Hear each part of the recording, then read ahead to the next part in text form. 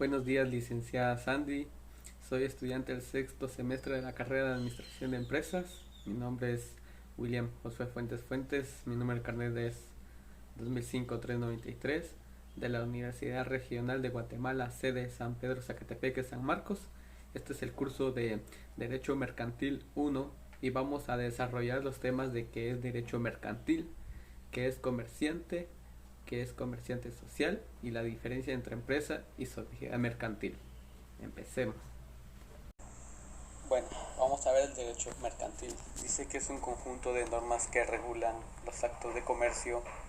Se regula la actividad entre las empresas y los consumidores. Si el derecho mercantil se encarga de regular la actividad generada por los operadores jurídicos conocidos como actos de comercio, se consideran estos actos de comercio las acciones relacionadas con una adquisición de un objeto que tiene como una característica diferenciadora. Número 1. Finalidad de ganar dinero. Número 2. Estos bienes no son adquiridos para el uso propio, sino para el intercambio posterior. Número 3. Estos actos son realizados por una empresa. Los actos Número 4. Los actos son masivos, ya que la finalidad no es de consumo propio, sino es del intercambio. Se persigue esta regulación específica que haya un funcionamiento correcto y eficaz de la economía de mercado y que no exista fraudes de empresas ni abusos a consumidores. Vamos a las características del derecho mercantil. Alguna de las principales de este derecho es que pertenece al derecho privado, es decir, que implica el ámbito personal de tanto de empresa como de consumidores. No es cuestión de orden público. Se trata de un derecho profesional. Su regulación afecta a operadores jurídicos profesionales y personas físicas en categoría de consumidores. Tienen una fuente consuetudinaria. Se ha utilizado la costumbre para ir creando este derecho. Es un derecho cambiante. Como regula las actividades comerciales, es un derecho progresivo y cambiante, adaptándose a la actividad comercial tan dinámica de este sector. Vamos a las fuentes del derecho mercantil. La palabra fuente del derecho significa origen, que es un fenómeno de donde provienen las fuentes formales del derecho mercantil, y son las siguientes. 1. La costumbre fue la primera fuente formal del derecho mercantil, ya fuera como práctica general de los comerciantes o como uso de comercio. Número 2. La jurisprudencia. Hay jurisprudencia cuando se producen 5 fallos reiterados en juicios sometidos al conocimiento de la Corte Suprema de Justicia. Por medio del recurso de casación se genera esta doctrina legal para que se pueda citar como fundamento de pretensiones similares. Número 3. La ley. La legislación con más propiedad es la fuente primaria del derecho. En el caso de Guatemala, la normatividad mercantil se reintegra a partir de la Constitución Política, cuyos preceptos mercantiles se desarrollan en el Código de Comercio y además leyes y reglamentos que norman la actividad de los comerciantes. Número 4. La doctrina. No pocos autores niegan la calidad de fuente del derecho. Sin embargo, el derecho mercantil sucede algo especial por el lento proceso legislativo. Es indudable que la doctrina planteada por los científicos del derecho va delante del derecho vigente. Número 5. El contrato. El contrato es fuente del derecho mercantil en la medida en que recoge convenciones de los particulares provenientes de la esfera de autonomía de la voluntad de él. Vamos a hablar de los principios. Los principios son los puntos de partida que inspiran la creación de normas jurídicas y la aplicación e interpretación de las mismas. Los principios que rigen el derecho mercantil de Guatemala son los siguientes: la buena fe, la verdad sabida, toda prestación se presume onerosa y la intención de lucro.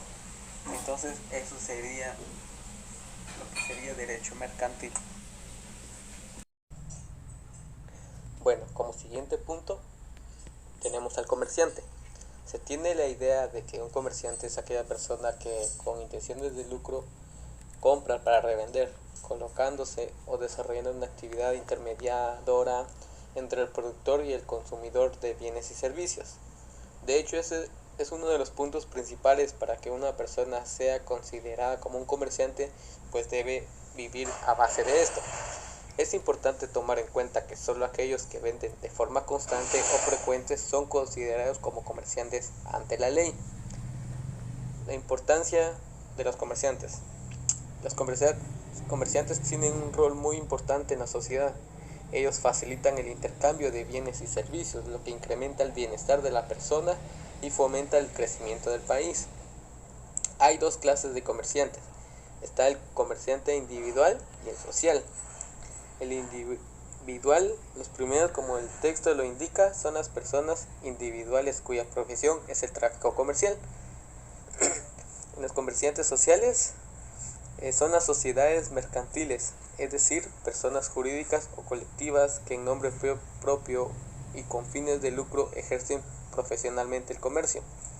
En el artículo 2 del Código de Comercio establece: son comerciantes quienes ejercen en nombre propio y con fines de lucro cualesquiera actividades que se refieren a lo siguiente. 1. Primera, la industria dirigida a la producción o transformación de bienes y a la prestación de servicios. Segunda, la intermediación en la circulación de bienes y a la prestación de servicios. Tercera, la banca, seguros y fianzas. Cuarta, las auxiliares de las anteriores. Ejercer en nombre propio. El ejercicio es la actuación en el tráfico comercial y debe ser en nombre propio. Esa es la diferencia con el auxiliar de comercio, que no actúa en nombre propio sino en nombre de otro. Con fines de lucro. El comerciante no es una persona que actúa con fines benéficos. Cuando realiza actos de tráfico mercantil, su finalidad es obtener ganancias de lucro, lo que aumenta su fortuna personal. Debe dedicarse a actividades calificadas como mercantiles, es decir, que debe dedicarse a cualquiera de las actividades que exige el artículo 2 del Código de Comercio. Fuera de esos casos, no se considera a una persona como comerciante. El comerciante individual. Uno de los requisitos que el sujeto individual debe llenar para ser comerciante, además de los contenidos del artículo 2 del Código de Comercio, es que sea hábil para obligarse de conformidad con las disposiciones del artículo 6 del mismo cuerpo legal. La ley se refiere expresamente a la capacidad de ejercicio que implica la de ser sujeto de derechos y obligaciones. La persona debe estar en posibilidades de actuar en el campo del orden jurídico, posibilidad que se adquiere con la mayoría de edad. Requisitos legales para ser comerciante. Lo cierto es que los requisitos legales para ser comerciante no son muchos debido a que se quiere que haya cada día más personas comerciando. El motivo de esto es que se quiera que la economía de Guatemala sea competitiva respecto a los de otros países que tienen vecinos. De esta manera se requiere que haya más puestos de trabajo y por consiguiente que menos personas estén en situaciones de desempleo o de subsidio. Pero toda la persona debe tener la capacidad judicial para poder ser comerciante, lo que significa que no puede tener sentencias. La persona interesada debe de realizar de forma común y cotidiana los actos de comercio que se encuentren dentro del marco de la ley vigente. Es importante decir que la persona que quiera ser considerada como comerciante deberá hacer el comercio su principal fuente de ingreso. De la misma manera, los interesados tendrán que completar los requisitos legales que les sean requeridos según el tipo de actividad comercial que estén realizando. Para que un ciudadano sea considerado como comerciante deberá estar inscrito en el registro público de comercio de la localidad donde esté laborando actualmente. Para todas aquellas personas que no sean nacionales de Guatemala deberán tener un permiso legal para poder trabajar correctamente en el área de comercio. Entonces, eso sería todo. Bueno, ahora veremos el comerciante social. Este es un fenómeno asociativo. Esta es una característica de la convivencia social. El hombre individualmente considerado busca la colaboración de los demás para conseguir la satisfacción de intereses que le son comunes. Dentro de las relaciones comerciales, el fenómeno asociativo se representa desde el simple contrato de sociedad hasta el entendimiento internacional de los estados para crear mecanismos regionales que integran la actividad económica y que contribuyen a la expansión del comercio. zonas preferenciales, zonas de libre comercio, uniones aduaneras, mercados comunes o uniones económicas. Asociación y sociedad. Suele usarse los términos asociación y sociedad como sinónimos y en la práctica de ambas entidades puede realizar actividades lucrativas. Debemos decir que tanto la sociedad como la asociación son manifestaciones de un mismo fenómeno asociativo. Se puede afirmar que la diferencia es de género a especie. La asociación sería el género y la sociedad sería la especie. La diferencia entre una asociación y una sociedad es que la primera no tiene finalidad lucrativa, mientras que la segunda, esa es la razón de su existencia. Sin embargo, se debe confirmar lo siguiente. Cuando una sociedad lucra, después de deducir los gastos operacionales sociales y descubrir la reserva de utilidades, el remanente de las ganancias es repartido entre los socios en forma de dividendos. En cambio, si una asociación obtiene lucro o ganancia, no se reparte entre los asociados, sino que sirve para aumentar el patrimonio propio de la asociación y para el cumplimiento de los fines que motivaron su fundación. Eso sería todo. Muchas veces escuchamos que se dice, voy a construir una empresa, o tal vez algo como mi socia y yo construimos una empresa, refiriéndose a crear una persona moral. Pero ¿dónde quedan las sociedades? Para estar dado de alta como personas morales, separando esto de nuestro patrimonio personal del patrimonio de nuestra empresa, debemos construir una sociedad mercantil. Esto se hace en casi todas las sociedades ante fedatario público ingresando al registro. Entonces, ¿cuál es la diferencia entre una empresa y una sociedad?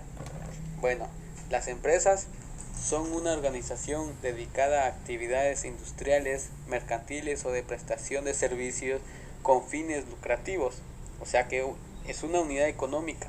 Esta puede ser conformada por una persona física o bien un grupo de personas físicas que tienen un fin común, un patrimonio, capacidad financiera y actividades para producir o prestar servicios para satisfacer necesidades de la sociedad y obtener una remuneración o un beneficio de ello. En la sociedad mercantil es la asociación de personas que crea un fondo patrimonial común para colaborar en una explotación de una empresa, con ánimo de obtener un beneficio individual participando en el reparto de las ganancias que se obtenga. La sociedad mercantil es una persona jurídica y no un bien patrimonial. Se puede afirmar que conforme a nuestro ordenamiento jurídico existe una diferencia entre empresa y sociedad mercantil. La empresa es un objeto y la sociedad un sujeto. La diferencia entre sociedad y empresa es que la sociedad es la persona jurídica sujeta de derechos y obligaciones, por ende puede adquirir o disponer los bienes de su propiedad, más la empresa es un bien inmueble propiedad de la persona jurídica o de persona individual o natural. Lo más importante es hacer una distinción entre lo que es la empresa y la sociedad mercantil, ya que la empresa mercantil es un conjunto organizado de elementos que es capital, trabajo, están destinados a la producción para el mercado, que en forma generalizada irrumpe tardíamente en el mundo de la economía. Por lo tanto, empresa y sociedad mercantil no son lo mismo. La sociedad mercantil, recalcamos, es la persona jurídica sujeto de derechos y obligaciones, es decir, el comerciante social, mientras que la empresa mercantil es el medio o instrumento por el cual el comerciante individual o social realiza sus actividades o actos de comercio. Eso es todo. Gracias.